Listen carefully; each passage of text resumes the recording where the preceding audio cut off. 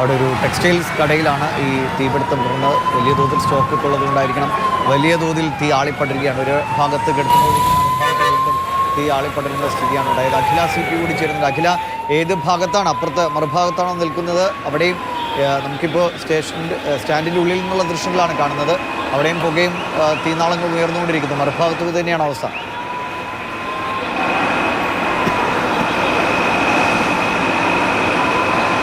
അതേ മറുഭാഗത്തും ഇത് തന്നെയാണ് അവസ്ഥ. ഞാനിപ്പോൾ ബസ് സ്റ്റാൻഡിൻ്റെ വലതുവശത്താണുള്ളത്. അതായത് ഇത്തരത്തിലൊരു മേൽപ്പാലമുള്ള സ്ഥലമുണ്ട്, അതിൻ്റെ ഭാഗത്തായിട്ടാണ് ഞാനുള്ളത്. അവിടെയും ഇത്തരത്തിൽ തീ പൂർണ്ണമായും ആളിക്കത്തുന്ന ഒരു രീതിയിലാണ് ഇപ്പോൾ നമുക്ക് വീഡിയോയിൽ കാണാം. പകുതിയും കത്തി നശിച്ചിരിക്കുന്നത്. ഇതൊരു ചെറിയ തീപിടുത്തമല്ല എന്ന് വ്യക്തമാക്കുന്ന വീഡിയോകളാണ് അല്ലെങ്കിൽ വിഷ്വലുകളാണ് ഇപ്പോൾ പുറത്തു വരുന്നത്.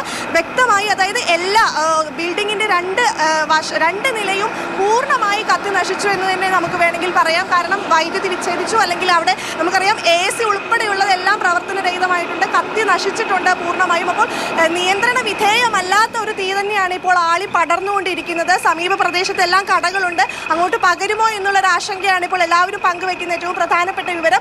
ഇത്തരത്തിൽ തീ കെടുത്താൻ വേണ്ടി ഇത്തരത്തിൽ ഫയർഫോഴ്സ് യൂണിറ്റുകളെല്ലാം എത്തിക്കൊണ്ടിരിക്കുകയാണ്. എന്നാലും അല്ലെങ്കിൽ എങ്ങനെയാണത് നിയന്ത്രണ വിധേയമാക്കുക? അല്ലെങ്കിൽ ഓരോ സമയം ഓരോ നിമിഷവും തീ ആളിക്കത്തുന്ന പുക ഉയരുകയാണ്, ആളിക്കത്തുന്ന ഒരു സന്ദർഭമാണ് ഇപ്പോൾ ഉള്ളത്. നിയന്ത്രണ വിധേയമാക്കാൻ നിരവധി അല്ലെങ്കിൽ അധിക സമയം വേണ്ടി വരുമെന്നാണ് നമ്മൾക്ക് ഇപ്പോൾ തോന്നുന്നത്.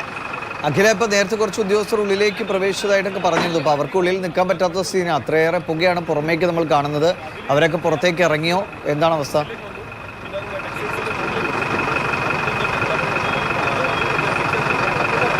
അതായത് ഞാൻ തന്നെ താഴെയാണ്, അതായത് ഒരു പരിസരത്ത് തന്നെയാണ്, പക്ഷെ ഇവിടെ എനിക്ക് പോലും നിൽക്കാൻ പറ്റാത്ത സാഹചര്യമാണ്. അപ്പോൾ എങ്ങനെയാണ് ഉദ്യോഗസ്ഥർ ഉള്ളിലേക്ക് കടക്കുക എന്നതിൽ ഒരു വ്യക്തതയുമില്ല. ഉള്ളിലേക്ക് കടന്നാലും അതെങ്ങനെയാണ് നിയന്ത്രണ വിധേയമാക്കുക എന്ന കാര്യത്തിലൊന്നും ഒരു വ്യക്തതയില്ല. ഇപ്പോഴും തീ അണച്ചുകൊണ്ടിരിക്കാനുള്ള ശ്രമം തുടർന്നുകൊണ്ടിരിക്കുകയാണ്. നമുക്കറിയാം, പുക വരുന്നതിൻ്റെ ഒരു വ്യാപ്തി കണ്ടാൽ തന്നെ മനസ്സിലാകും എത്രത്തോളം ഭീകരമായ അല്ലെങ്കിൽ എത്രത്തോളം ആശങ്കയുണ്ടാക്കുന്ന തീപിടുത്തമാണ് നടന്നിരിക്കുന്നത് എന്ന്. എന്തായാലും ഉദ്യോഗസ്ഥർ ഇപ്പോൾ ഉള്ളിലേക്ക് കയറിയാലും എങ്ങനെയാണ് തീ നിയന്ത്രണ വിധേയമാക്കുക എന്ന കാര്യത്തിലും സംശയം